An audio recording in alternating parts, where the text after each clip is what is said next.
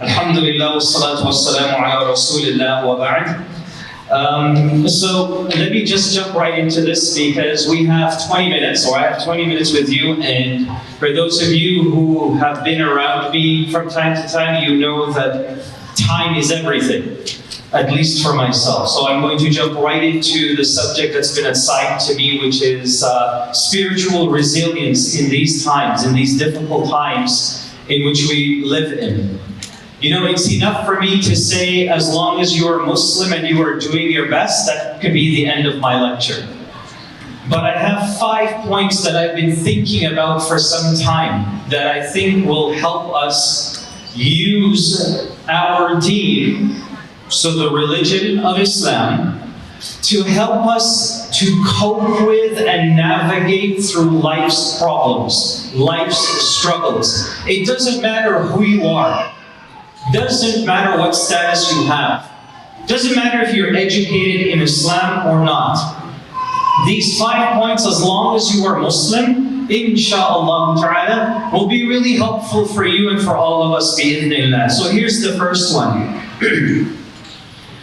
The first thing that we find in the Quran and Sunnah is before the Prophet ﷺ became a prophet, he was a person just like you and I, in the sense that he was looked at as a human being, somebody amongst the Meccans, somebody who was part of their community.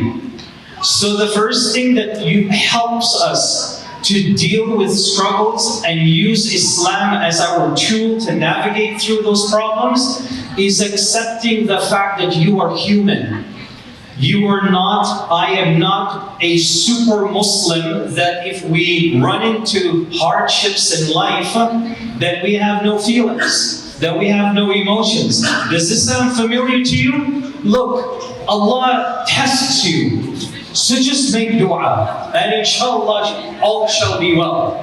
You know, those are good points. You might hear Imam saying to you as well, look, just pray some extra rak'at, make dua to Allah, be patient, all will be well. Those are good pieces of advice. But the human in you takes more than just the spiritual things that we know. It requires more than just the dua, the prayer. It requires time for you to reflect.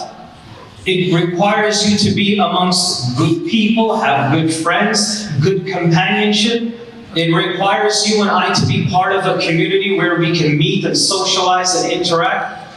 You know, I went to a funeral a few weeks ago.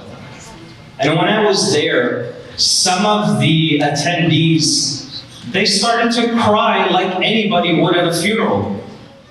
And one person said to this group of attendees, you shouldn't cry, you should be patient. Don't cry, don't cry. And you should have seen these poor people. It was, subhanAllah, it was so miskeen, like they started trying to muster up every ounce of strength just to hold back their tears. And it's the wrong message, because even our Prophet ﷺ cried. He also felt sad. He also cried, and many of his companions, especially Umar ibn al-Khattab radiallahu anhu, cried so much that it left a stain on his cheeks, these tear stains. And it was left on him. People knew Umar radiallahu anhu for this quality in him. So the first thing, acknowledge and understand that we are all humans, and it's okay to feel upset, frustrated, it's okay to feel sad, it's okay to lose patience. Islam helps you to navigate through all of that. It gives you the tools to help you deal with that. It doesn't eliminate those feelings. That's not what our religion does. But it allows you to have and express those emotions and to find the strength to cope with them.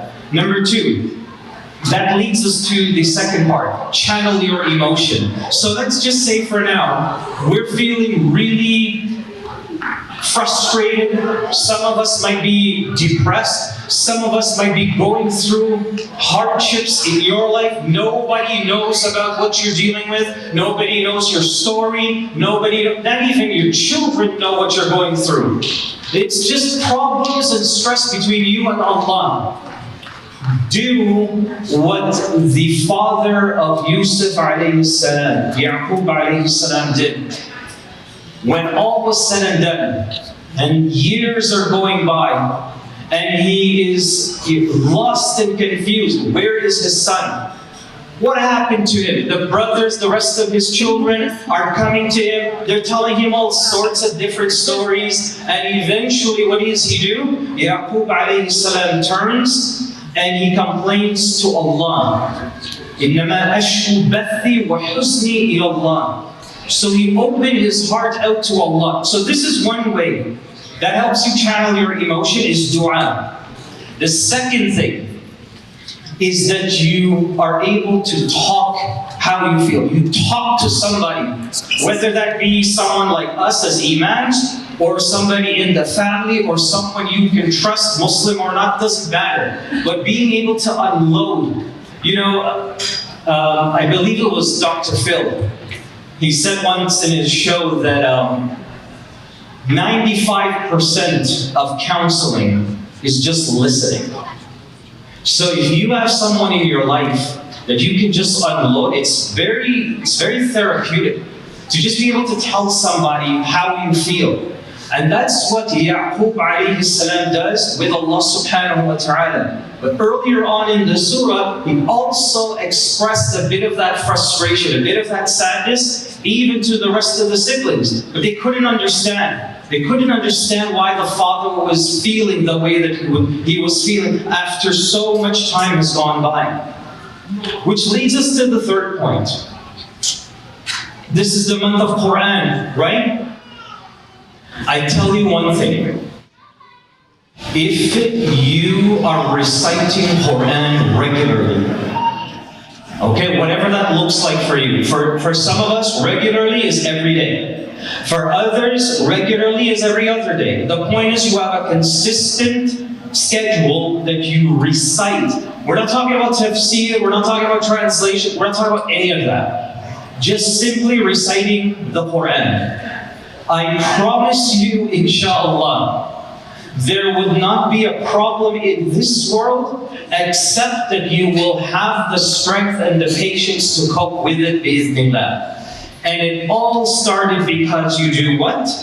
You simply recite Allah's book. And it is only people who do that on a regular basis can tell you, yeah, I understand what he's saying. I can't explain it, but I understand what he's saying.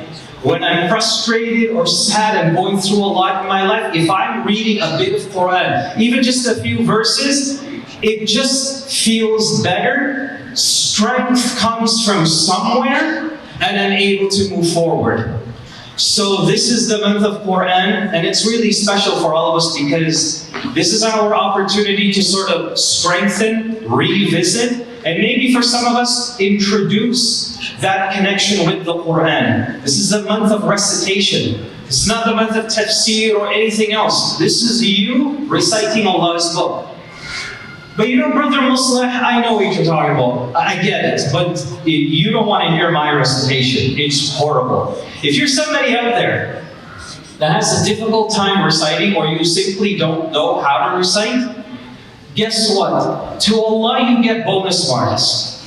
Because the harder Quran is for you, all the reward and the ajr is doubled, as the Prophet ﷺ said. It's doubled for you. You are going to get more than the person who is on cruise control with their recitation. So what more of an incentive do we want, especially for those of us throughout the entire year? It was sent down on Laylatul Qadr. Laylatul Qadr became better than 1,000 months of worship. It was given to you and I, people who are part of this ummah, and we became we became the best ummah. Everything Quran touched, it blessed. Now imagine when it's with you in your life. What do you think it could do for you? I'm going to leave you with that.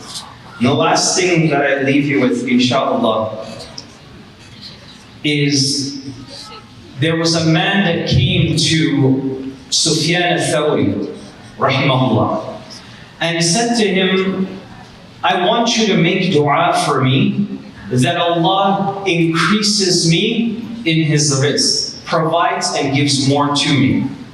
So this great scholar said to this man, okay, I'll make dua for you, but I want you to give me your arm. So the man looks at him like, I need my arm. So it'll be fine, give me your leg. Just give it to me. He's like, I need my leg. And so the sheikh, the scholar, was saying this back, okay, give me your head, give me the other arm. And every single time this person would respond, yeah, sheikh, I need these things. I can't live without them. And here was the point. This great scholar then says to this man, you want more from Allah, but it starts with you being grateful for what you already have. You have so much with you already. And if you want Allah to bless you with more, ask Him. But you have to have gratitude in you. So, one thing that helps us deal, how Islam helps us deal with problems, is that you look around and you can start to see the blessings and the good things and the gifts that Allah already blessed you with. You still have. If you do that, there is nothing in this world that will upset you to the point where you lose control. It just won't happen. You'll always feel grateful. If you lose somebody close to you in your family, with your friends or relatives, it doesn't matter. You're able to now concentrate on all the good things that you had, the good things you've gone through with that individual, and the people who are still around you. So try your very best to continue to train your heart and your mind to always focus on the blessings that we still have so that Allah can give us more. And this is the last point, inshaAllah ta'ala, that I leave you with, brothers and sisters. This is also the month of dua. Even Yusuf alayhi salam, being the person he was, the prophet that he was, this great person, this great individual with an incredible legacy in our history, when he was being seduced, he still had to turn to Allah and say to Allah, قَالَ مَعَاذَ اللَّهِ. He still sought protection from Allah because he was being tested and he knew he was going through something. What we learn from that is nobody can overcome any sin or mistake or hardship except with Allah's help. No matter how much you think you have, no matter how strong our faith is, we can't navigate and overcome any struggle in life unless we are talking to Allah. This is the month where we have the most conversation with Him. This is the month of dua. With these 5 things, inshaAllah ta'ala, I pray that it gives all of us the ease and the comfort that we seek in our own personal way. I am sure that many of you sitting here, you have stories. I pray that Allah subhanahu wa ta'ala give you the strength and the patience and the courage to go through whatever difficulty you're going through, that you overcome and that you see the wisdom and the blessing as to why Allah put you through that. Perhaps He sees something in you are struggling to see yourself, that Allah sees you have what it takes to go through it. And as you go through it, you discover strength, perseverance, and resilience you never knew you had. I pray that you find that, inshaAllah ta'ala. Allahumma ameen. فَجَزَاكُمُ اللَّهُ خَيْرًا وَالسَّلَامُ عَلَيْكُمْ وَرَحْمَةُ اللَّهِ وَبَرَكَاتُهُ.